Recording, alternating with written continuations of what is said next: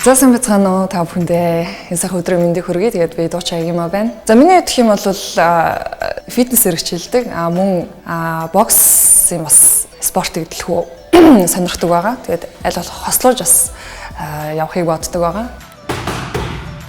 Тэсэг төвчээр уян хатан байдлыг бий болгож авдаг болохоор зэрэг би энэ хоёр спортыг сонгосон байгаа. Нэг өдрийн дотор ч гэдэг юм уу маш богинохон хугацаанд хязгаарч өөрчлөлтийг болвол авах тийм одоо боломж бол байхгүй. Харин хамгийн гол нь ямарваа нэгэн спортоор хичээллэхдээ илүү их тууштай, зүтгэлтэй, түүндээ маш их дуурлах хэрэгтэй.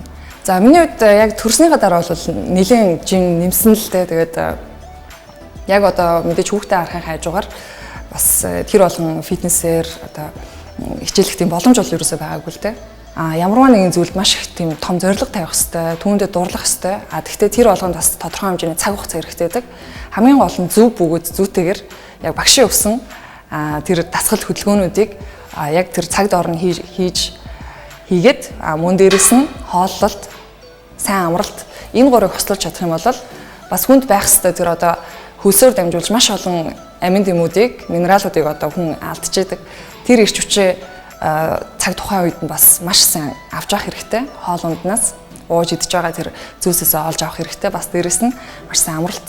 Миний хувьд гэх юм бол ерөнхийдөө ойрын уран бүтээлийн хувьд гэх юм бол яг ганцаарчилсан өөрийн хувийн уран бүтээлдээ бас орцсон явж байна. За дахиад хурдан хугацаанд туурай гэж бодож байвал ерөнхийдөө бас сүүсүүн бүтээгдэхүүн те бас дээрэс нь одоо булчинд одоо хэрэгцээтэй тэр уураг минералуудаас уугаад ундах тийм бас боломж байдаг.